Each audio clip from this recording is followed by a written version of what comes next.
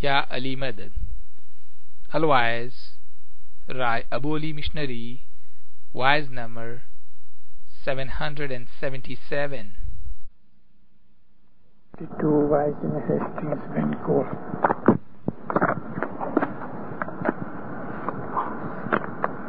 Ya Ali Madad, Dillaro, Maulana Hazrat Imam, صاحب زمان شاہ کریم صلی اللہ علیہ صلوات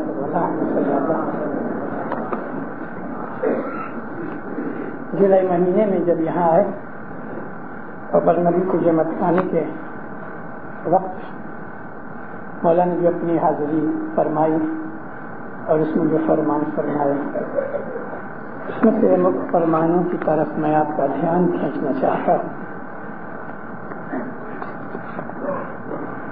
آج یہ یہاں کے پروگرام کی میری آخری بات ہے اور کل انشاءاللہ میں رخصت ہوتا ہوں اور مولا کرے گا تو تھوڑے ٹائم کے اندر پھر میں آپ کی سیوا کرنے کے لیے آؤں گا. امام نے فرمایا یہ فرمان ہمارے لیے کینیڈا کے اندر بہت امپورٹنٹ ہے.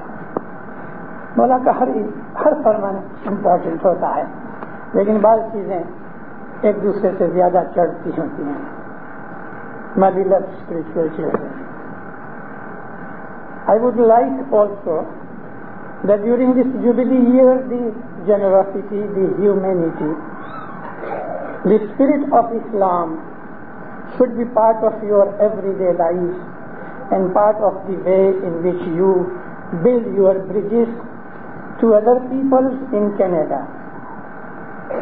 It is unfortunate, but it is a fact that in the Western world, very often the perception of Islam is affected by political events within the Muslim world, and those events tend to color the judgments that the Western world makes of Muslims.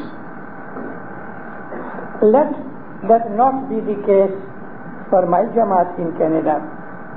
Let it be clear that we live in peace. Let it be clear that we are loyal to the country of our residence and citizenship. Let it be clear that we abide by the law. Let it be clear that we wish to have open, warm and friendly relations with every community that lives in this country. These are the principles I would like to see re-established during this jubilee year. جو English سمجھتے ہیں انہوں نے اس چیز کو سمجھ لیا. مومنو, اس کے اندر امام نے ہمیں بہت سی باتیں فرمائی ہیں. ایک تو یہ یاد کرایا ہے کہ یہ جوبلی برس ہے تو اس کے اندر تمہارا دل بڑا ہونا چاہیے اور بڑا دل رکھ کے جہاں جہاں ضرورت پڑے وہاں تمہاری جنراسٹی, تمہاری سخاوت, اس بھاونا کے ساتھ تمہارے اندر نمرتا, یعنی کہ انسان کے لیے, ایک دوسرے انسان کے لیے من کے اندر بھاونا اور پریم ہو گئے اور وہ چیز اسلام کی اسپرٹ کے ساتھ ہو گئے. تمہاری زندگی کا, تمہارے جیون کا ہر دن اس اسلام کی بھاونا کے ساتھ نکلے اور یہ چیز تمہارے جیون کا ایک انگ بن جائے اور اس طریقے سے تم اپنے بھوش کا پل بناؤ. Build your bridges. یہ بریجز کون سے؟ To other peoples in Canada. یہ جو تمہارے دوسرے لوگ اس پار ہیں, ہم اس پار ہیں, اس کے بیچ میں جو برج ہے وہ مانسائی کا برج ہے, ہیومینٹی کا برج ہے, انسانیت کا برج ہے. رسول اکرم صلی اللہ علیہ وسلم فرمایا کہ ایک جھاڑ بھی ہے, ایک ٹری, بغیر کوئی کارن سے اس جھاڑ کو مت کاٹو, کارن کہ اس کے اندر بھی جیو ہے. رسول فرماتے ہیں کہ اگر تمہارے دروازے کے اوپر کبھی کوئی کافر بھی آ جائے تو بھی تو اس کو آبکار دو, اگر وہ دکھ میں پڑ گیا ہے تو اس کی بھی مدد کرو. ہم اسماعیلی الحمدللہ سچے مسلمان ہیں، ہمارا دین اسلام ہے۔ میں اپنی باتوں میں بہت دفعہ کہہ چکا ہوں، ہمارا دین اسلام ہے کیونکہ اسلام حضرت امام کے گھر میں سے پیدا ہوا۔ یہ بھاونا ہمارے اندر ہونی چاہیے۔ جو چیز ہم جماعت خانوں کے اندر کرتے ہیں وہ ہمارا مذہب ہے۔ یہ مذہب جو ہے اسلام کے اوپر چلنے کا طریقہ ہے۔ اسلام کے اندر 73 سیکشن ہیں، 73 فرقے ہیں۔ ہر ایک فرقے نے اسلام کو سمجھنے کے لیے اپنا ایک طریقہ بنایا ہے۔ اسلام کے اوپر چلنے کے لیے یہ ہمارا طریقہ ہے جو ہم اپنے جماعت خانوں کے اندر کرتے ہیں۔ البتہ دنیا کے اندر میجورٹی مسلمانوں کے ساتھ ہمارا جو مذہبی سبند ہے وہ اوپر کا ہے اور وہ ڈیپ سبند نہیں ہے، کیونکہ اسلام کے اوپر چلنے کا ان کا طریقہ ہمارے طریقے سے جدا ہے، یا ایسا کہہ دو کہ ہمارا طریقہ ان کے طریقے سے جدا ہے۔ پہلی چیز تو یہ ہے کہ ہم علی نبی کے گادی کے اوپر جو بیٹھا ہوا امام ہے، علی نبی کا جو وارثدار ہے، ہم اس کو مانتے ہیں اور وہ ہمارے اندر ہے۔ دوسرے مسلمانوں کے پاس یہ چیز نہیں، یہ ایک مین سب سے بڑا فرق ہے۔ اسماعیلی مسلمانوں کے اندر اور سنی اور دوسرے مسلمانوں کے اندر جو بڑے میں بڑا فرق ہے تو وہ فرق یہ ہے کہ علی نبی کا گادی وارثدار ہمارے اندر ہے اور ہم اس کے پیچھے چلتے ہیں، اور وہ لوگ جو ہیں ان کے اندر یہ چیز نہیں، یعنی انسٹیٹیوشن آف امامت جو ہے وہ ان مسلمانوں اور ہم مسلمانوں کے اندر ایک مین فرق ہے۔ وہ مسلمان جو ہیں ہمارے بھائی ہیں، وہ ہم لوگوں کو تیکھی نظر سے دیکھتے ہیں کیونکہ ہمارے مذہب کو وہ لوگ نہیں سمجھتے، اس لیے ان کے دلوں میں ایسا ہوتا ہے کہ یہ اسماعیلی مسلمان نہیں۔ ان جیسا شریعت کے اوپر چلنے کا طریقہ ہمارے ہاں نہیں ہے، اور وہ یہ ہے ہماری مسجدوں یعنی جماعت خانوں کے اوپر کوئی مینارہ نہیں۔ ہم اپنے جماعت خانوں کے اوپر کسی آدمی کو کھڑا کر کے یا لاؤڈ اسپیکر رکھ کے ہم لوگ اذان نہیں دیتے، جو کہ امریکہ، کینیڈا وغیرہ کی اور یورپ کی اور بھی بہت سے ملکوں کے اندر اذان نہیں ہے، اندر ہی اذان دے دیتے ہیں۔ اور اذان دینا جو بانگ ہے وہ اسلام کے پرنسپلز میں سے نہیں ہے، کیونکہ رسول اکرم صلی اللہ علیہ وسلم ان کی 23 برس کی نبوت کے اندر آخری جبھی لگ بھگ 8-9 برس رہے، یعنی لگ بھگ 13-14 برس تک تو نہ مسجدوں کے اوپر چڑھ کے کوئی آدمی پکار کرتا تھا، نہ اذان بانگ دی جاتی تھی۔ یہ تو مدینے کے اندر آ کے محض لوگوں کو بلانے کے لیے بانگ کا ایک سلسلہ جاری کیا گیا، مذہب کے پرنسپل کے اندر بانگ نہیں ہے۔ دوسری چیز یہ ہے کہ ہم لوگ مسلمان یعنی ہم اسماعیلی مسلمان جب سنی مسلمانوں کے ساتھ ملتے ہیں تو ان کی مسجدوں کے جو محراب ہیں، محراب کہتے ہیں مسجد کے اندر جدھر منہ کر کے نماز پڑھی جاتی ہے وہاں ایک آنکھ ہوتی ہے، اس کو عربی زبان میں محراب کہتے ہیں۔ ہمارے جماعت خانوں کے اندر ایسی کوئی محراب نہیں، اور مسلمانوں کے جماعت یہ مسجدوں کے اندر دنیا بھر کے مسلمانوں کی جتنے بھی فرقے ہیں صوفیوں کے سوا وہ لوگ محراب رکھتے ہیں۔ صوفیوں کے جو خصوصاً جو مجلس گاہیں ہیں، یعنی عام صوفی لوگ، بہت سے صوفی لوگ، صوفیوں میں بھی کئی فرقے ہیں، سنیوں میں بھی، شیعوں میں بھی، وہ لوگ بھی مسجدوں میں کم جاتے ہیں، اور ان لوگوں کی درگاہیں یا ان کے مجلس خانے جو ہوتے ہیں وہ الگ رہتے ہیں، وہاں بھی کوئی مینارہ نہیں، کوئی محراب نہیں۔ میں آج آپ کو یہ چیزیں اس لیے کہہ رہا ہوں کہ ہمارے بہت سے ینگسٹرز ہیں، ہمارے بہت سے بھائی بہن ہیں، وہ کام کاج کرتے ہیں تو مسلمانوں کے سہواس میں آتے ہیں، جو کہ یہاں وینکوور کے اندر انڈین اور پاکستانی مسلمان بہت کم ہیں، لیکن پھر بھی کبھی بھی کوئی مسلمان جب یہ پوچھتا ہے تو آپ کے دل کے اندر کوئی بھی انفیریورٹی کمپلیکس پیدا نہیں ہونا چاہیے، اور آپ کو اپنے مذہب اور اسلام کی نالج ہونی چاہیے۔ تو ہمارے جماعت خانوں کے اندر نہ تو محراب ہے، نہ مینارے ہیں، نہ ہم بانگ دیتے ہیں۔ یہ معمولی چیزیں ہیں کہ جو مذہب کے پرنسپل میں نہیں، مگر ان لوگوں نے انہی چیزوں کو بہت امپورٹنس دے رکھی ہے، اور ہم نے ایسی معمولی چیزوں کی درکار بھی نہیں کی ہے۔ میں آپ کو تھوڑا خلاصہ کرتا ہوں اس بات کا۔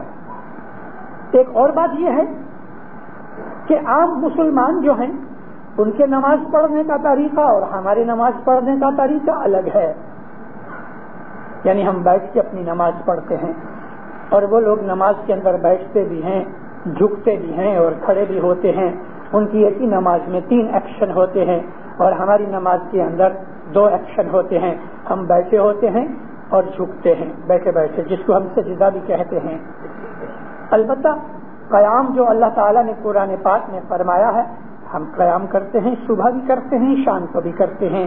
قیام کا مطلب یہ ہے ساری جماعت کھڑی ہو جائے، اور ساری جماعت کھڑی ہو کے خدا تعالیٰ کی حمد و ثنا کرتی ہے، تسبیح نکالتی ہے۔ تو یہ وہ چیزیں ہیں کہ جو عام مسلمانوں کے اندر یہی چھوٹی جو بہت امپورٹنٹ چیزیں نہیں ہیں اسلام میں، مگر ان کے اندر ڈیپ نالج نہ ہونے کی وجہ سے انہوں نے ان چھوٹی چیزوں کو امپورٹنٹ بنا لیا ہے۔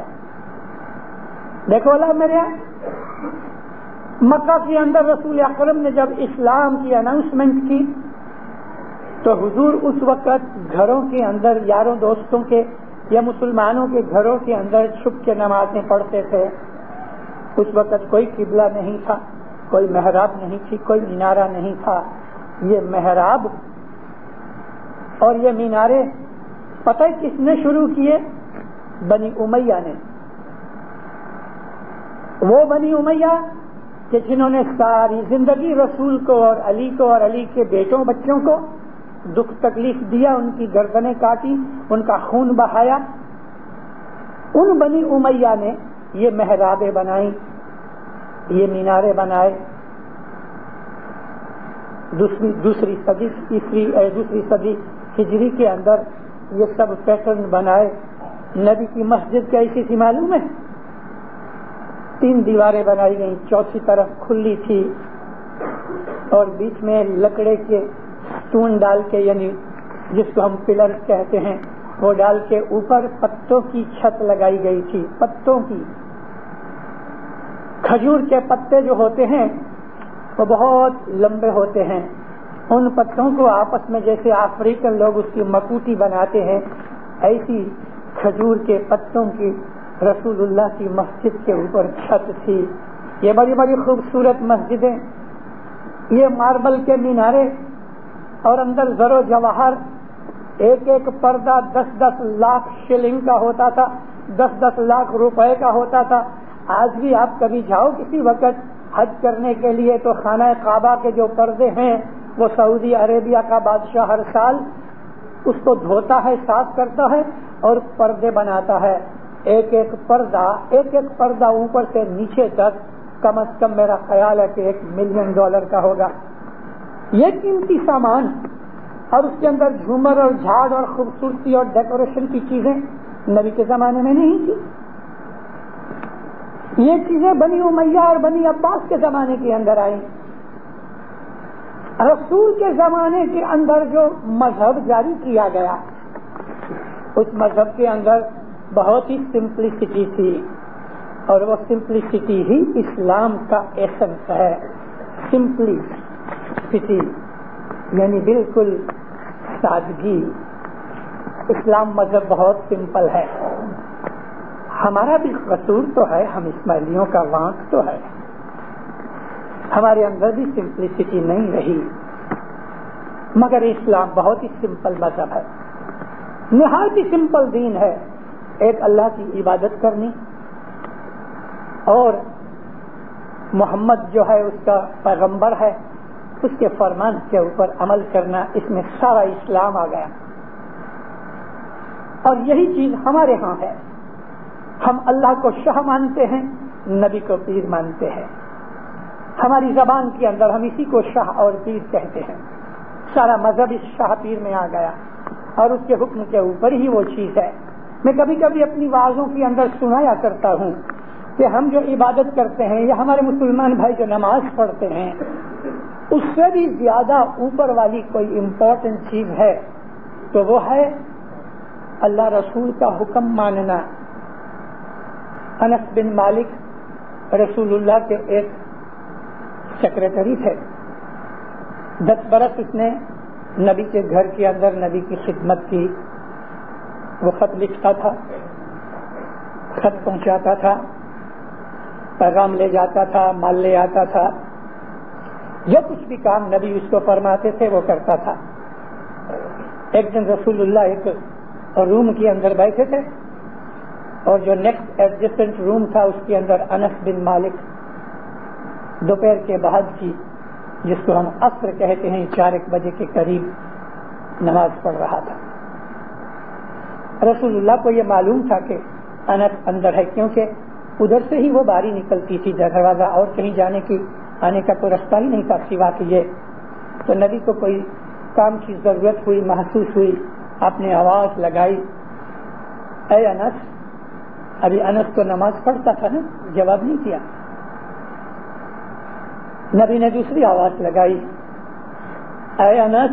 یہ آواز ذرا زور سے لگائی، پھر بھی انس نے جواب نہیں دیا. رسول اکرم نے زور سے اس کے باپ کا نام پکارا، یا ابن مالک، اے مالک کے بیٹے. تو بھی آیا نہیں. تو نبی صاحب کو بڑی حیرت ہوئی. حضور کھڑے ہوئے اور اس کے روم کے اندر ایسا جو جھانکا تو وہ لگ بھگ نماز پوری کر چکا تھا، سلام کر رہا تھا، دعا مانگ رہا تھا. تو جیسے ہی نبی کا چہرہ اندر گیا تو اس کی آنکھیں ملی. اب تک اس نے آخری سجدہ نہیں کیا، نماز پوری نہیں ہو چکی. نبی کہتے ہیں میں تجھ کو بلاتا ہوں، تو آتا کیوں نہیں؟ تو جلدی سے سلام کہتے یا نبی میں نماز پڑھ رہا تھا. حضور فرمایا تو تمہیں کس نے کہا نماز پڑھ؟ کہتا یا نبی آپ نے کہا. تو فرمایا کہ ابھی میں کہہ رہا ہوں کہ تو نماز پڑھ اور میں بلا رہا ہوں تو کیوں نہیں آتا؟ تو کہتا یا نبی نماز چھوڑ دوں جب آپ بلائیں؟ فرمایا ہاں، میں جب بلاؤں، نبی جب بلائے نماز چھوڑ دوں. یعنی نماز سے، دعا سے حضرت امام کا فرمان زیادہ امپورٹنٹ ہے. اسلام کی جو ریت اور بھاونا اور اسپرٹ ہے اس کو سمجھنا چاہیے. اس زمانے کے اندر جو نبی تھے وہ ایسے ہی چھوٹے سے کمروں کے اندر مسلمانوں کے ساتھ نماز پڑھتے تھے. حضور نے جو نماز کا طریقہ نکالا کہ آپ کھڑے ہو جاتے تھے خانہ کعبہ کی طرف منہ کر کے، محراب وغیرہ کچھ نہیں تھے. کبھی خانہ کعبہ اس طرح ہے تو آپ ادھر منہ کرتے تھے. پھر جب آپ مدینے کے اندر آئے تو آپ نے خانہ مکہ کی طرف منہ کرنا چھوڑ دیا، کیونکہ مکہ میں ابھی تک کافر تھے. تو آپ نے اپنا منہ جو تھا وہ یروشلم کی طرف کیا، بیت المقدس کی طرف کیا. مدینہ کے اندر، مکہ کے اندر جب تک آپ تھے تو نبی صاحب خانہ کعبہ کی طرف منہ کر کے تو نماز پڑھا کرتے تھے. لیکن جب مدینے میں آ گئے تو مکہ کی طرف منہ نہیں کیا، کیونکہ ادھر ابھی تک کافر تھے اور خانہ کعبہ کے اندر ابھی تک مورتیاں تھیں. تو پھر ایک دن اسی طرح سے نماز کے اندر یہ حکم ہوا کہ یہ یروشلم کی طرف کیا منہ کر رہے ہو کہ جہاں یہودی اور نصرانی لوگ ہیں. منہ پھرا تو آپ نے منہ پھرا کے پھر خانہ کعبہ کی طرف کر دیا، کیونکہ خانہ کعبہ حضرت آدم علیہ السلام نے یہاں بنیاد رکھی تھی. قرآن شریف میں سے اس کی ریفرنس ملتی ہے. ابراہیم علیہ السلام کو حکم ہوا کہ یہ مکان ابھی گر رہا ہے، اس کو ٹھیک کرو، واپس بناؤ. تو وہ بنیادیں وہی تھی، بنیادیں نہیں نکالی. سیم بنیادوں کے اوپر حضرت ابراہیم اور حضرت اسماعیل نے خانہ کعبہ بنایا اور ساری دنیا کے مسلمانوں کو حکم کیا کہ اپنی نماز پڑھتے وقت خانہ کعبہ کی طرف منہ کرو. کیوں؟ قرآن ایک بہت حکمت والی کتاب ہے، پڑھا کرو. قرآن پاک پڑھا کرو، قرآن ہمارا ہے، اور اسماعیلی مذہب کی ایک ایک چیز آپ کو قرآن میں سے ملتی ہے، کیونکہ اسماعیلی مذہب ہی قرآن میں سے نکلا ہے، اور ہمارے جو گنان ہیں وہ اسی قرآن پاک کی تفسیر ہے، انٹرپریٹیشن ہے۔ جیسے کہ قرآن پاک کی بہت سی باتیں مسلمانوں کو سمجھ نہیں آتی تو وہ اپنے امام بخاری کی اور ابو مسلم کی، ابو ماجہ کی، ابن داؤد کی، ترمذی اور واقدی کی، ان کی حدیثیں نکالتے ہیں کہ قرآن کی کون سی آیت، اس کا کیا انٹرپریٹیشن ہو سکتا ہے۔ جلال الدین سیوطی کی الایقان نکالتے ہیں اور اس کے اندر اس کی تفسیر دیکھتے ہیں، ابن کثیر کو دیکھتے ہیں۔ تو ہم کو قرآن کی سمجھ لینے کے لیے گنان ہیلپ فل ہوتے ہیں۔ قرآن شریف کے اندر حکم ہے کہ تم خانہ کعبہ کی طرف منہ کیا کرو۔ آپ کو معلوم ہے کیوں؟ جب آپ یہ بات کسی مسلمان کو کہو گے تو ایک دفعہ تو اس کی پپوڑی بند ہو جائے گی۔ دیکھو، جو لوگ انٹرسٹڈ ہیں مذہب میں ان کے لیے ایک بڑی اچھی اور بیوٹیفل چیز کہہ رہا ہوں۔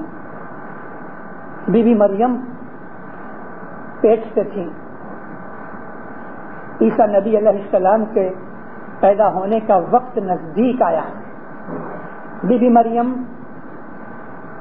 جماعت خانے کے اندر کے، مندر کے اندر کے، مسجد میں اس زمانے کے اندر وہ کیا تھا جس کو یہ یہودی لوگ سینیگوگ کہتے ہیں نا، سینیگوگ یعنی مسجد جماعت خانہ جہاں خدا کی عبادت ہوتی ہے۔ بی بی مریم رات دن اس کے اندر ہی رہتی تھی، وہ سینیگوگ میں ہی رہتی تھی، مسجد میں۔ لیکن جب ڈلیوری کا وقت نزدیک آیا تو اللہ کا حکم ہوا، اے مریم مسجد میں سے باہر نکل جاؤ، کیونکہ یہ پاک جگہ ہے، یہاں بچے کی پیدائش نہیں ہو سکتی۔ مریم علیہ السلام 9 مہینے اندر ہی رہی، بلکہ ساری زندگی اندر ہی رہی، لیکن اب جو بچہ پیدا ہونے کی جب ضرورت محسوس ہوئی، اللہ کا حکم ہوا کہ تم اس پوتر گھر سے نکل جاؤ۔ جب یہ بچہ پیدا ہوتا ہے تو وہ کوٹھڑی، وہ بیگ کہ جس کے اندر بچہ ہوتا ہے، وہ ایک پلاسٹک کی طرح ایک بیگ ہوتی ہے، اور اس کے آجو باجو میں ایک اور بیگ ہوتی ہے۔ تو 2 بیگز کے درمیان اندر پانی ہوتا ہے، لکوڈ ہوتی ہے۔ وہ پانی شاک ایبزاربر کی طرح ہے کہ ماں کیسا بھی اٹھے بیٹھے ہلے، بچے کو کوئی چوٹ نہیں لگتی، کیونکہ بچے کے ارد گرد پانی کی ایک تھیلی ہے، اور وہ شاک ایبزاربر بھی ہے، اور وہ بچے کو جتنی سوٹیبل گرمی کی ضرورت ہے اس کو گرمی پہنچاتی ہے۔ جب بھی بچہ پیدا ہوتا ہے تو سب سے پہلے یہ بیگ پھوٹتی ہے۔ جب یہ پانی کی بیگ پھوٹ جاتی ہے، اس میں سے ساری لکوڈ باہر نکلتی ہے تاکہ بچے کو نکلنے کے لیے جگہ ملے اور آسانی ملے، اور بچے کو شاید موو کرنے کے لیے جگہ بھی ہو سکے۔ پھر جب یہ بچہ باہر آتا ہے تو ماں کے ووم کی دیواروں کے ساتھ بچے کے جو ڈیوٹی ہے، جو نیول ہے، اس میں سے جو امبلیکل کارڈ جاتا ہے وہ ماں کے ووم کی دیواروں کے ساتھ اس طرح چمٹا ہوتا ہے کہ جیسے بہت سی دنیا کے اندر دیواروں کے اوپر پتہ ہے ہم لوگ ویل ڈالتے ہیں، ویلے جس کو انگلش میں کریپرز کہتے ہیں، اس کے چھوٹے چھوٹے موڑیے دیوار کے ساتھ چپکے ہوتے ہیں جہاں سے وہ موئسچر پک اپ کرتے ہیں۔ بچے کے پیدا ہوتے وقت یہ امبلیکل کارڈ کی جو جڑیں اور موڑ ہیں وہ اکھڑتے ہیں، اس سے ماں کے ووم کے اندر سے بلڈ نکلتا ہے۔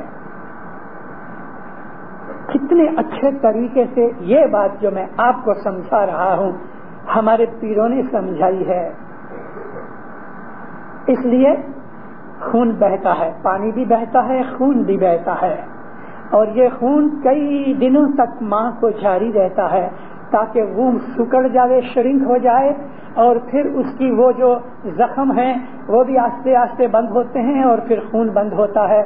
اس کو 20 دن سے لے کے 50 دن لگتے ہیں۔ ہمارے پیروں نے فرمایا ہے کہ ڈیلیوری کے امیڈیٹ بعد سے 13 دن تک ماں اور بچہ دونوں ناپاکی کی انکلین کنڈیشن کے اندر ہیں. 13ویں دن ماں غسل کرے، بچے کو نہلائے اور اس کو لے کے جماعت خانے میں مکھی کے سامنے رکھے، یعنی مکھی کے پاٹ کے اوپر نہیں. میں نے ایک جگہ دیکھا ہے کہ بچے کی جب بیعت کرانے کے لیے لے آتے ہیں تو اس پاٹ کے اوپر اس کو رکھ دیتے ہیں. ایسا نہیں ہونا چاہیے. یہ پاٹ صرف حضرت امام کی مہمانی کے لیے ہی ہے، اور بچہ ہو سکتا ہے اندر اس نے پاخانہ پیشاب بھی کیا ہوئے، اس کو پاٹ کے اوپر رکھنا برابر نہیں. مفتی صاحب کی سائڈ میں یا اس کے سامنے اس کو لے جاؤ اور مفتی صاحب اس کو چھانٹا دے دے، ماں کو چھانٹا دے دے. اس کو کہتے ہیں ہمارے گنانوں کی بھاشا میں سوتک. سوتک کا مطلب شریرک انکلینلینس، فزیکل انکلینلینس، یہ سوتک ہے. ایک آدمی پاخانے جاتا ہے یا پیشاب کرنے جاتا ہے تو اس کے بعد وہ سوتک ہی ہے. اسلام نے حکم فرمایا ہے کہ پانی سے کلین کرو اپنے آپ کو. اللہ نے اتنے تک ہم کو چھوٹ دی ہے کہ ایسی جگہوں کے اوپر کہ جہاں پانی نہیں مل سکتا تو اللہ نے فرمایا سوکھی مٹی لو، سوکھی ڈرائی سوئل ہونی چاہیے. اور آج سوکھی مٹی کی جگہ ہم ٹوائلٹ پیپر یوز کر سکتے ہیں، لیکن ہم مسلمان ہیں. یہ کرسچن اور جیوز کو چھوڑ دو، یہ کینیڈینز کو اور امریکنز کا خیال مت کرو کہ وہ کیا کرتے ہیں، لیکن ہمارے مذہب کا ہمیں حکم ہے اور یہ چیزیں گنانوں کے اندر موجود ہیں. 100 کریا آپ کبھی پڑھو تو 100 کریا کے اندر اس کے اندر لگنیت کا لفظ ہے.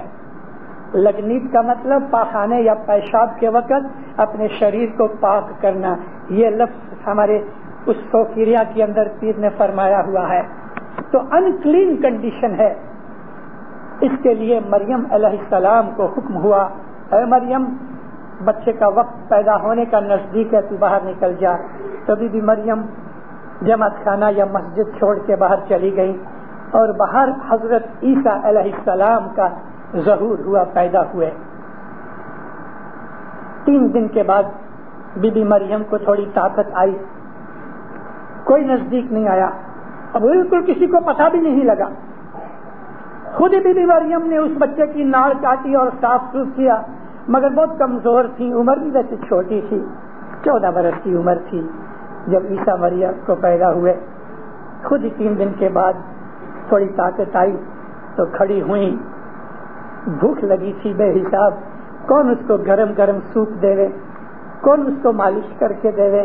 دیکھو اس زمانے کے اندر کیسی کنڈیشنیں تھیں. آپ پرانی چیزیں پڑھو اور آج کی حالت کا اندازہ کرو، کمپیئر کرو.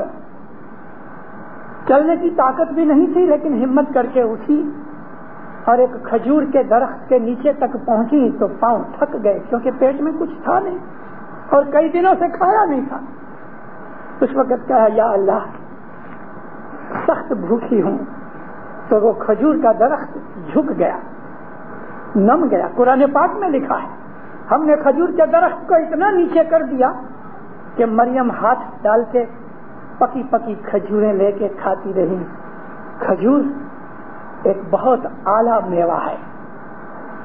میں کھجور والوں کا ایجنٹ نہیں کہ اس کی میں آپ کو ایڈورٹائزمنٹ کروں، مگر کھجور کھایا کرو، اچھی چیز ہے.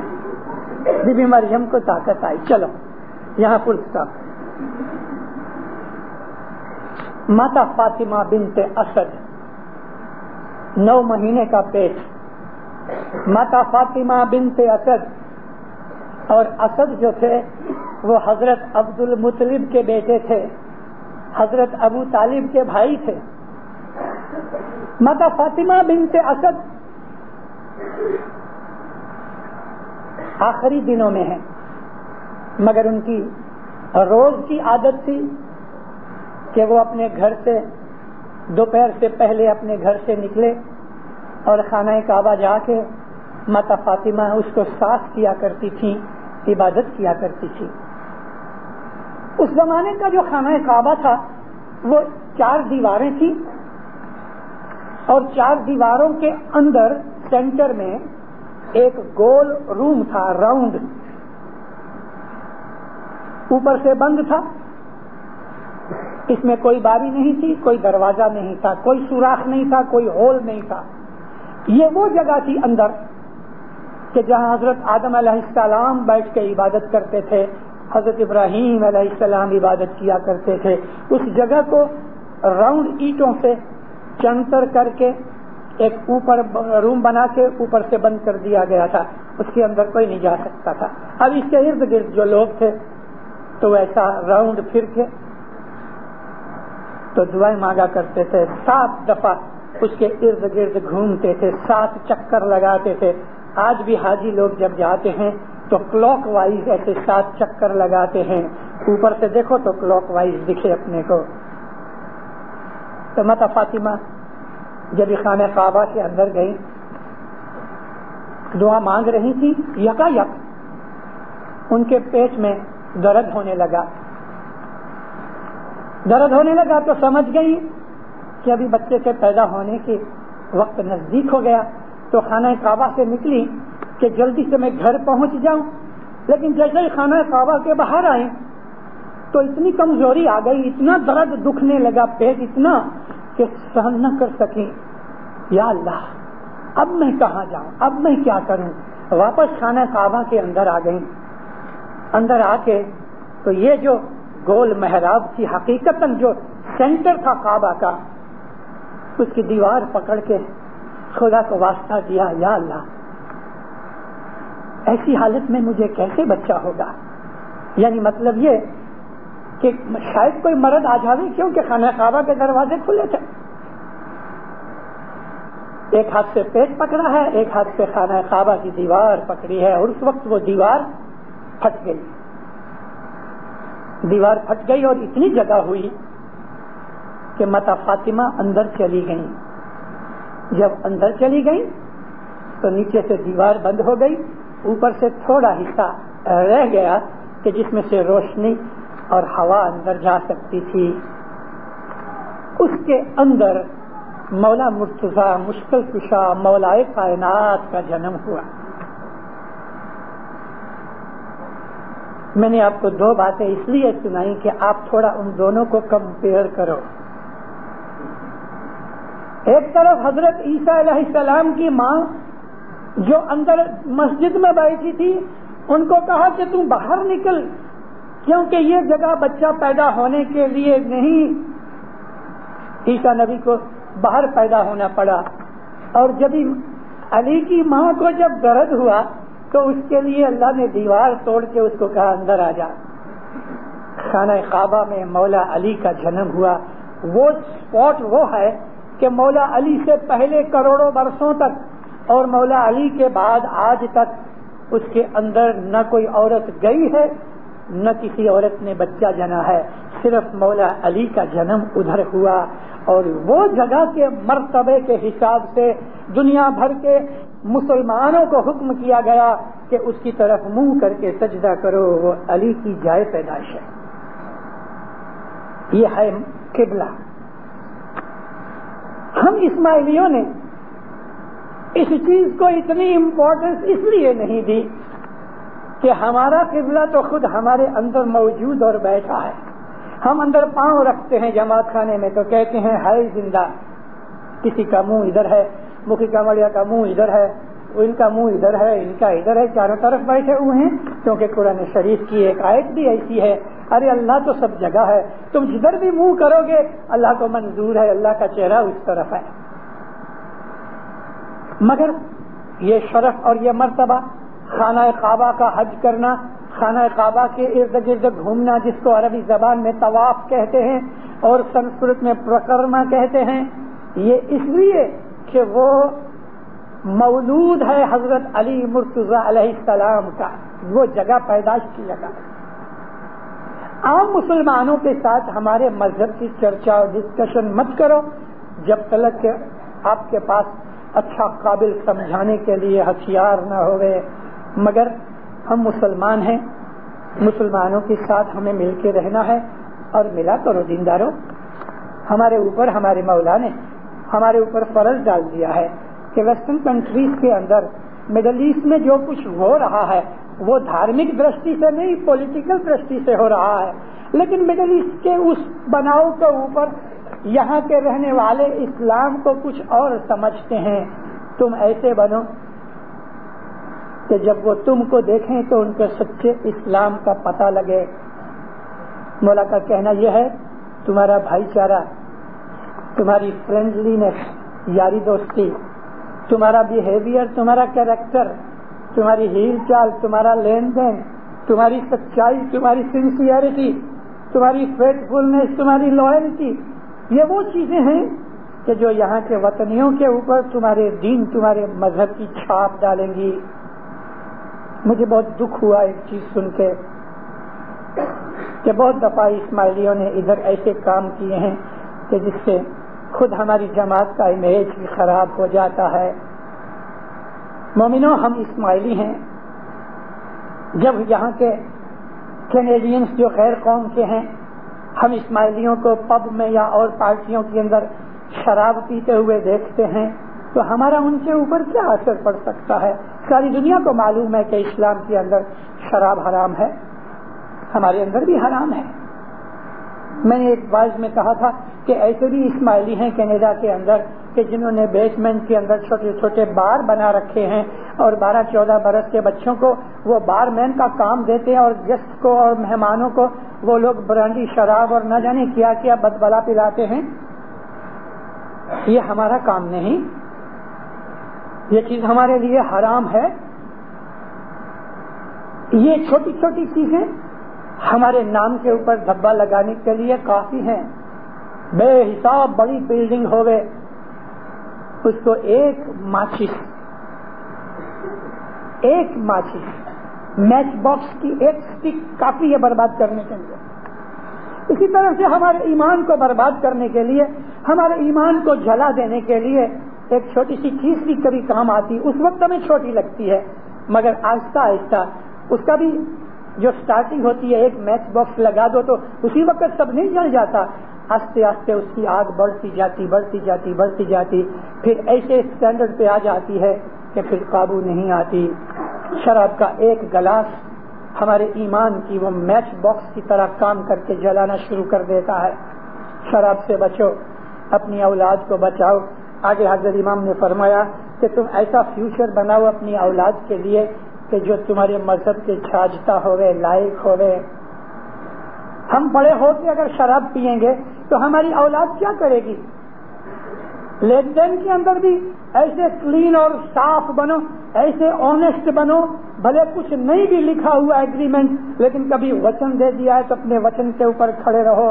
اور وچن دے کے کبھی آپ کو نقصانی ہوتی ہے تو دینداروں وہ نقصان اٹھا لو. وہ نقصان اٹھا لینا اچھا ہے کیونکہ اس کی چھاپ بہت پڑے گی. لیکن وچن دے کے توڑ ڈالو گے تو دغا بازی ہوگی، فریب ہوگا. اللہ تعالیٰ کی نظر کے اندر گنہگار ہو جاتے ہیں. مولا علی مرتضی مشکل کشا اپنی خلافت کے زمانے کے اندر کبھی کبھی اپنے گورنرز کو بلایا کرتے تھے، اپنے انسپیکٹر بھیجا کرتے تھے انسپیکشن کے لیے. ایک گورنر کو حضور نے بلایا، اس کے ورد میں کچھ شکایت تھی. تو گورنر آیا، ساتھ کھانا کھایا مولا کے. تو دونوں بات کر رہے تھے. رات کا وقت تھا، بتی جل رہی تھی. دو آدمی ملنے کے لیے آئے. غلام کمبر اندر آیا، یا مولا 2 مہمان آئے ہیں، کہتے ہیں ہمیں مولا سے ارجنٹلی ملاقات کرنی ہے. فرمایا پوچھو کہ اسٹیٹ کے کام کے لیے آئے ہو؟ مولا خلیفہ تھے نا. اسٹیٹ کے کام کے لیے آئے ہو کہ انگت میرے پرسنل کام کے لیے؟ واپس آیا کہ سرکار، وہ کہتے ہیں ہم اپنے پرسنل کام کے لیے آئے ہیں. مولا نے فرمایا اچھا آنے دو. جب وہ اندر آئے تو جو لیمپ جل رہا تھا، مولا نے ایک دوسرا لیمپ جلایا اور یہ جو جل رہا تھا لیمپ اس کو بجھا دیا. ان دونوں کے ساتھ جو بات کرنی تھی، جو صلاح دینی تھی، وہ بات بھی تھی، صلاح بھی دی. تھوڑی دیر کے بعد وہ لوگ اٹھ کے چلے گئے. اب مولا نے واپس یہ جو سیکنڈ لیمپ جلایا تھا اس کے پہلے لیمپ کو جلا کے اس کو بجھا دیا اور پھر اسٹیٹ کا کام کرنے لگے. وہ جو گورنر تھا کہتے یا مولا یہ آپ نے لیمپ کیوں بدلائے؟ فرمایا تو نے سنا نہیں؟ میں نے پوچھا کہ میرے پرسنل کام کے لیے آئے ہو کہ اسٹیٹ کے کام کے لیے؟ تو انہوں نے کہا پرسنل کام کے لیے. ابھی جو بتی جل رہی ہے اس میں اسٹیٹ کا تیل جلتا ہے، یہ اسٹیٹ کی ملکت ہے، اور میرے پرسنل کام کے لیے آئے تھے تو میں نے اپنے خرچ سے جو پگار جو تنخواہ میں اٹھاتا ہوں اس میں سے میں نے یہ خریدا ہوا تھا، تو میرا جو پرسنل دیوا بتی اور تیل والا تھا وہ میں نے جلایا تاکہ اسٹیٹ کے اوپر اس کا خرچہ نہ پڑے۔ ممکن ہے کہ 1 سینٹ جتنا بھی تیل نہ جلے، لیکن دیکھا مولا مشکل کشا کا کتنا امپریسو ایک ایسا ایکٹ ہو گیا۔ وہ تو پاک پاکیزہ ذات ہے، سبحان ہے، اس کے اوپر کوئی عیب نہیں، وہ امیکیولیٹ ہے، لیکن اس نے ہمارے سامنے ایک ایسی اچھی مثال قائم کر دی۔ کتنی ایمانداری، کتنی آنےسٹی، ہمارے اندر ایسی ہی چیزیں آنی چاہیے۔ ہم ایسے ہیں کہ ہم اپنے مولا کے روحانی بچے ہیں، اگر مولا پاک ہے تو ہم بھی پاک ہونا چاہیے۔ اگر مولا ایسا بالکل اونچا اور پوتر کام کرتا ہے تو ہمارے بھی کام ایسے ہی اونچے اور پوتر ہونے چاہیے۔ ہمارے مولا کی طرف انگلی مت کراؤ، اپنا بیہیویئر کر کے کچھ بھی ہم طوفان مستی کریں گے تو اس کا نام خراب ہوگا۔ بچے مستی کرتے ہیں تو کوئی بچہ پکڑا جائے، جو چھوکروں ہیں ابو علی جو تو چھوکرا تو رہ گیا، کدھر ابو علی کا نام بدنام ہوا کہ دیکھا اس کی اولاد ایسی۔ کچھ بھی کرو گے تو کیا ہوگا؟ آغا خان کے مرید ہیں، اسماعیلی ہیں، ایک چھوٹے سے ایکٹ سے ایک آدمی نے ساری قوم کا بدنام کر دیا، حضرت امام کا نام بدنام کیا۔ کینیڈا کے اندر 2 بھائیوں نے ایک ایسا گناہ کیا جس سے ہماری گردن نیچے آ جاتی ہے۔ 2 بھائیوں نے لوٹ مار کی، ریپ کیا، آج وہ جیل میں گئے۔ ہمیں شرم سے سر اٹھتا نہیں۔ جب کوئی اسماعیلی شراب پیتا ہے دل کے اوپر ایک بھوسا لگتا ہے۔ جب اسماعیلیوں کے منہ کے اندر وہ شیطان کی ٹوٹی دیکھتا ہوں میرے دل میں ہوتا ہے یا مولا اس نے کیا گناہ کیے ہوں گے کہ یہ سگریٹ پیتا ہے۔ آج بھی ادھر کئی بیٹھے ہوں گے کہ جن کی پاکٹ میں سگریٹ پڑے ہیں، اور وہ بعض اتنے ادھیرے ہو جاتے ہیں کہ ابھی تک آخری سیڑھی تک نہیں پہنچتے نیچے، اور وہ نکال کے پھس پھس پھس پھس اور اس کو جلاتے ہیں۔ مومنو، ابھی مجھے بتاؤ کہ شراب پیو، سگریٹ پیو، دارو پیو، ناچو گاؤ، تمام دنیا کی بدماشیاں کرو، اور آپ یہ سمجھتے ہو کہ چاند رات کو چھانٹا لے لیا تو میرے گناہ بخشے گئے۔ نہیں بخشے گئے۔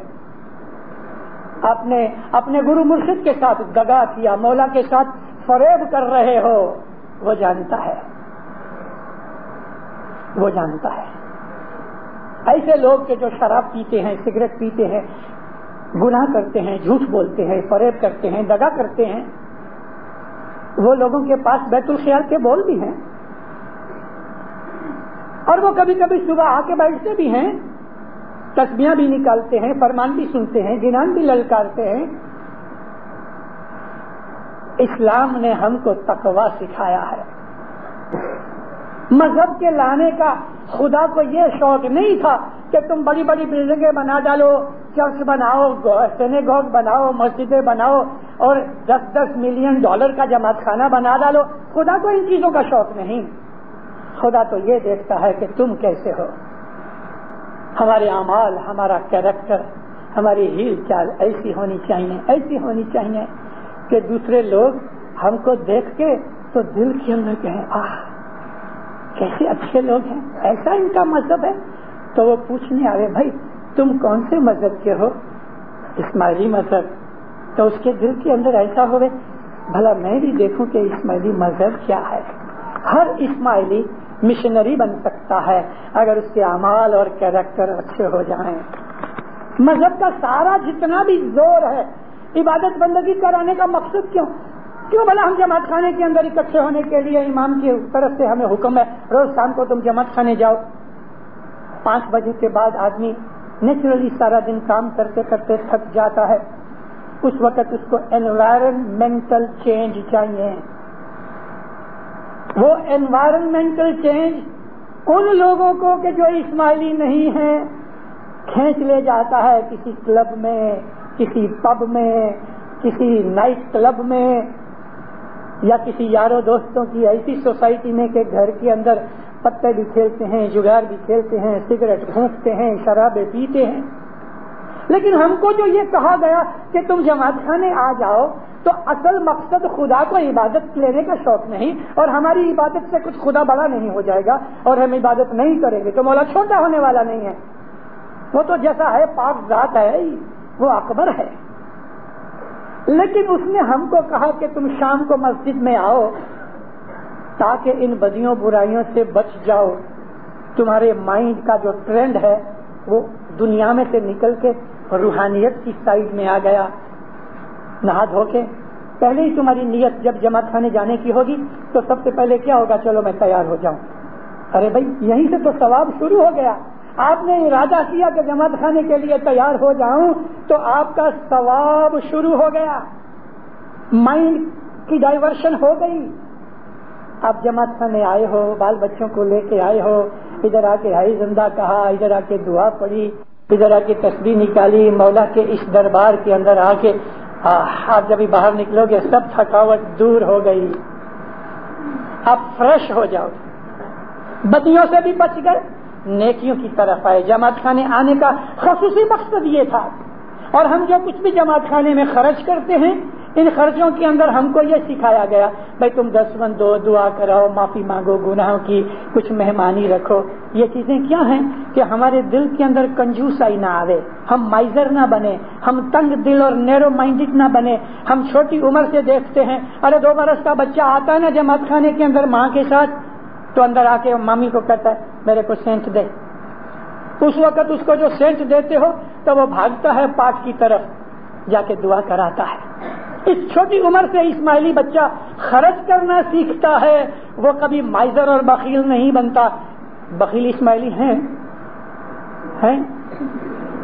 آپ دیکھو کہ جو بخیل ہیں وہ دسوندی نہیں ہے, وہ دسوندی نہیں. میں یاد رکھو میں فرق کرتا ہوں بخیل میں اور جو تھرفٹی اور اچھی طرح سے کرکسر سے رہتا ہے, دو میں بہت فرق ہے.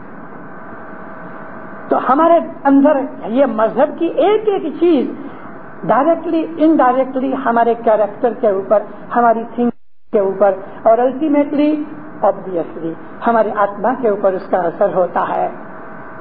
امام کا یہ جو فرمان ہے کہ تم ایسی بھاونا سے ادھر رہو کہ جب یہاں کے جو لوگ ہیں تمہیں دیکھیں اور وہ ان مڈل ایسٹ والوں کو دیکھیں تو ان کو ایسا لگے بھائی یہ بھی مسلمان ہیں, وہ بھی مسلمان ہیں, وہ خمینی والے بھی مسلمان ہیں اور آغا خان کے وہ خمینی والے بھی مسلمان ہیں اور آغا خان کے مسلمان ہیں.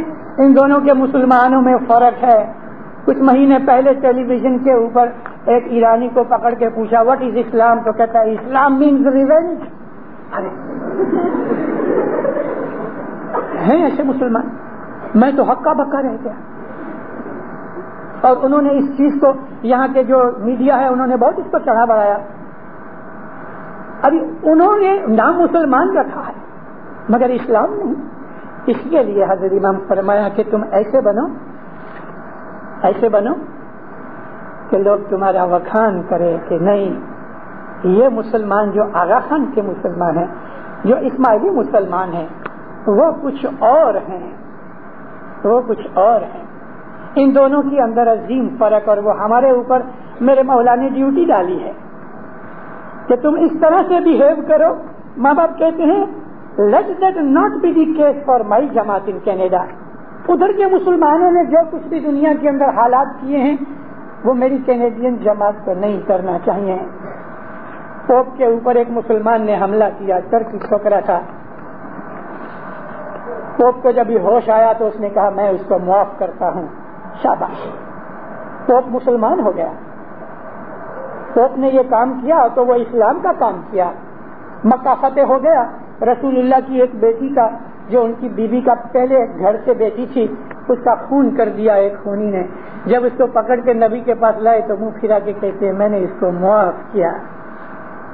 تو نبی علیہ السلام کے پگلے چل کے میں تو پوپ کو کہتا ہوں کہ اس نے اسلام کا کام کیا, اپنے خونی کو اس نے معاف کر دیا.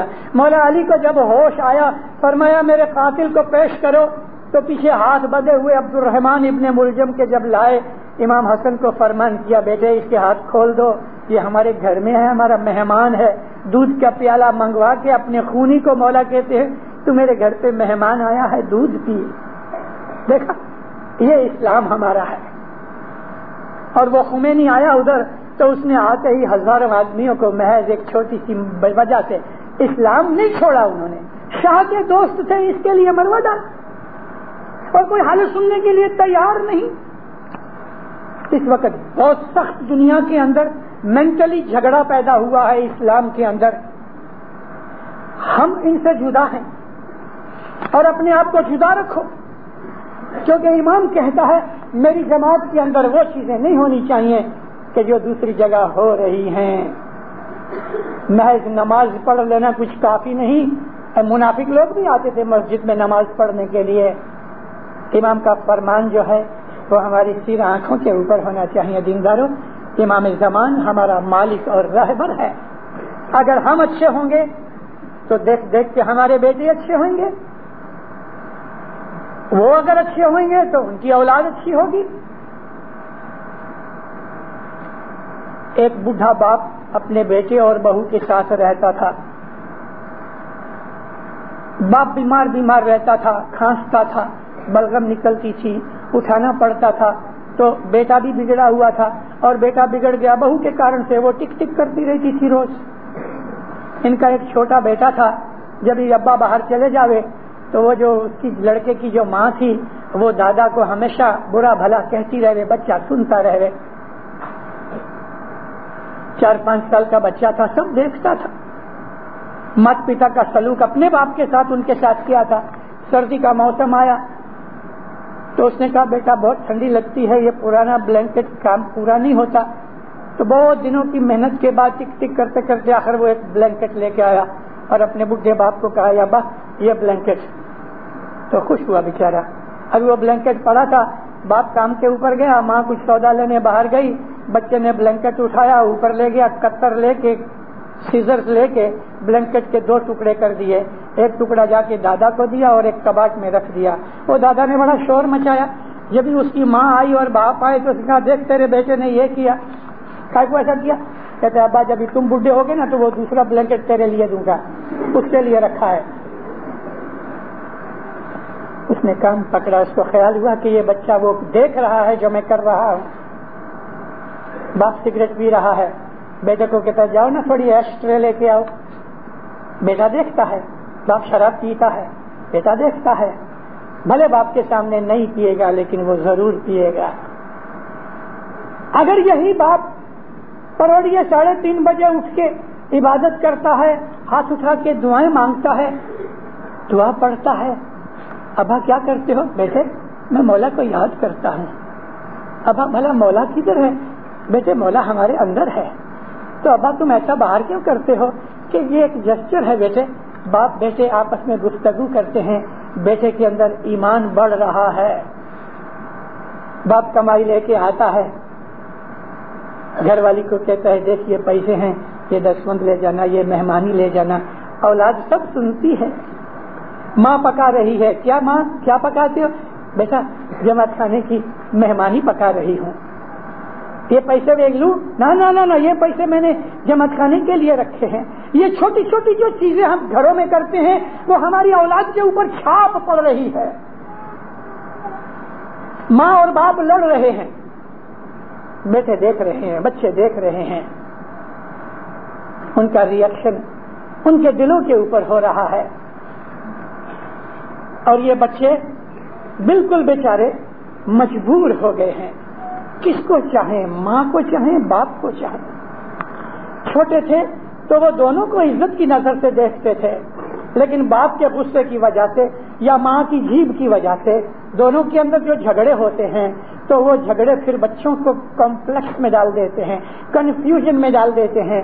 وہ بچے پھر اندر اندر دونوں میں سے ایک کو ہیٹ کرنا شروع کر دیتے ہیں. یا تو وہ باپ کو ہیٹ کرنا شروع کر دیتے ہیں یا وہ ماں کو ہیٹ کرنا شروع کر دیتے ہیں.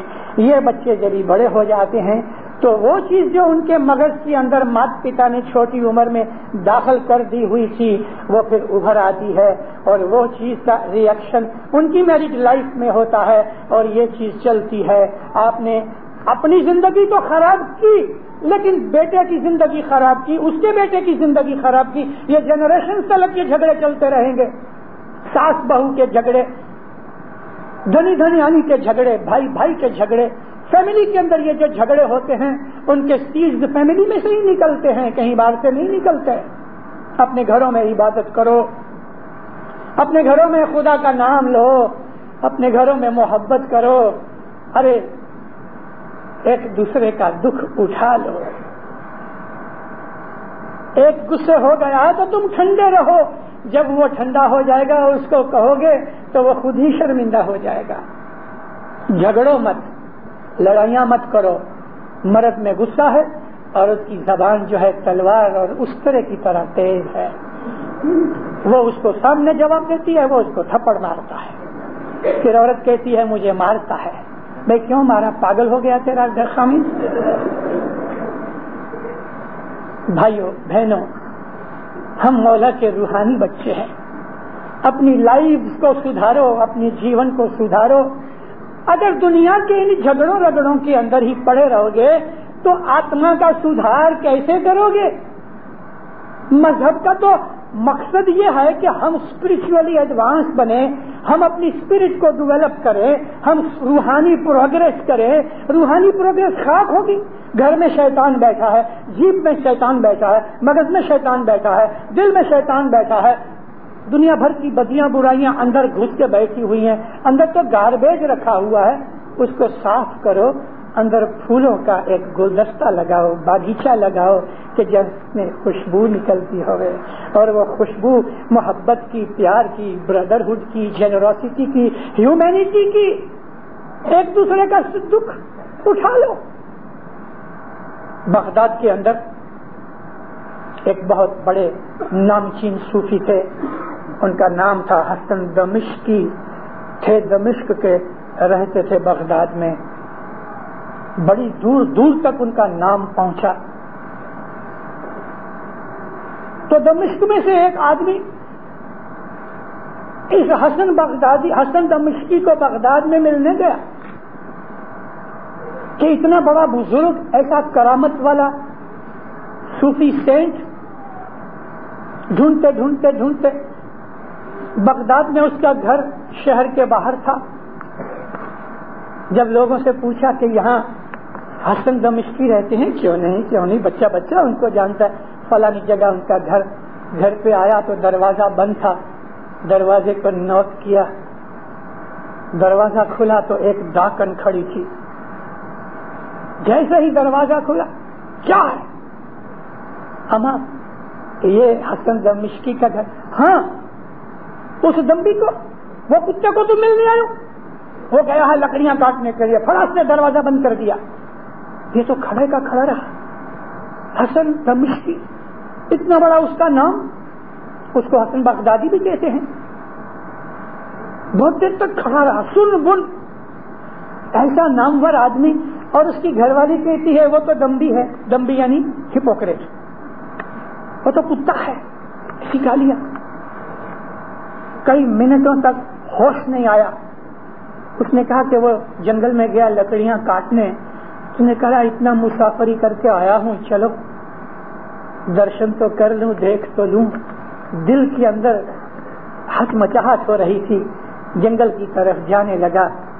کچھ ایک آدھ مائل گیا تو سامنے سے دیکھا ایک شیر کے اوپر، لائن کے اوپر لکڑیاں رکھی ہیں اور ایک آدمی اس کے ساتھ ساتھ چلا آتا ہے۔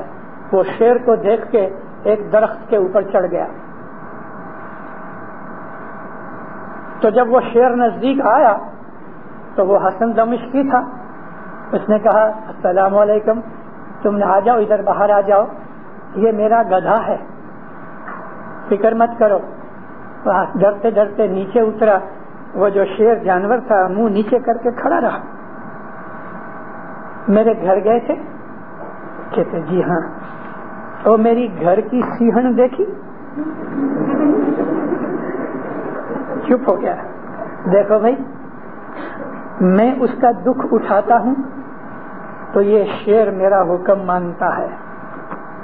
وہ گھر کی سیہن جو ہے بد زبان ہے، جھگڑالو ہے، تو میں نے ابھی میرے بچے اس کے پیٹ سے پیدا ہوئے ہیں، میرے گھر میں میری بیوی بن کے آئی ہے، اس نے اپنی عصمت، اپنی عزت، اپنی آبرو شادی کے دن مجھ کو دے دی، اس قدر سے میں اس کا سب دکھ اٹھا لیتا ہوں۔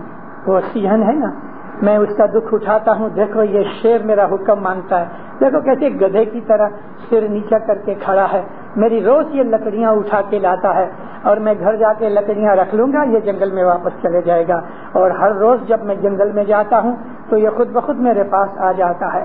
یہ اس کی کرامت، گھر کا دکھ اٹھا لیا۔ مومنو، آج میں آپ کو ایک ٹپ دوں، دنیا کے دکھوں کو اگر راضی خوشی اٹھا لو گے تو آپ کی روحانیت بڑھے گی۔ روحانی پروگرس کے لیے دنیا کے دکھ کو سہن کرنا بہت امپورٹنٹ ہے۔ دنیا میں دکھ تو آئیں گے، بندگی کرو گے تو بھی آئیں گے، بندگی نہیں کرو گے تو بھی آئیں گے، لیکن جو بندگی کرو گے اور دکھ آئیں گے اور وہ دکھ آپ نے جو سہن کر لیے تو بندگی سے آپ اونچے اٹھ جاؤ گے۔ دنیا کے دکھوں کو سہن کر لو، گھر میں کوئی ایسی ہی ڈاکن سیہن ہو اس کو سہن کر لو، اور ایسا ہی کوئی بدماش شیطان گھر والا ہو اس کو بھی سہن کر لو۔ ہمارا مذہب جو ہے ٹالرنس سکھاتا ہے۔ شانتی رکھو اپنے دل کے اندر اور دماغ کے اندر۔ یا مولا آمین، ہو سکتا ہے، آمین۔ یا مولا جو کچھ بھی دکھ آئے ہیں میرے گناہوں کی وجہ سے آئے ہیں، میں تیرا شکر گزار ہوں کہ تو نے مجھے اس سے زیادہ دکھی نہیں کیا۔ سامنے مولا کو یہ کہو کہ دکھ آئے تو مولا کو ایسا کہو، یا مولا تیرا شکرانہ کہ اتنے ہی دکھ میں تو نے مجھ کو بخش دیا، تو چاہتا تو اس سے زیادہ دکھ ہو سکتا تھا، تو نے میرے اوپر رحمت کی ہے۔ یہ چیزیں ہیں جو روحانیت کو اونچا اٹھاتی ہیں۔ ہمارا مذہب جو ہے وہ روحانی مذہب ہے۔ البتہ ہم شریعت کی بہت سی چیزوں کو مانتے ہیں، لیکن ہمارا مذہب شریعت سے اونچا ہے۔ ہم عابد بننا چاہتے ہیں، صبح کی عبادت بہت کرو، اپنی اولاد کے لیے دعائیں مانگو، اپنی اولاد کو عبادت سکھاؤ، ہر روز جماعت خانے آؤ۔ بہت سی چیزیں ایسی ہیں کہ جو ہمیں جماعت خانے میں یا لوگوں کی ناپسند آتی ہیں۔ میں نے ایک جگہ کہہ دیا، میں نے کہا کہ کبھی ایک آدمی کو مکھی سے دشمنی ہے اور وہ اس نے جماعت خانہ چھوڑ دیا، تو ایسے آدمی کو چلو ہم اس کو کہیں گے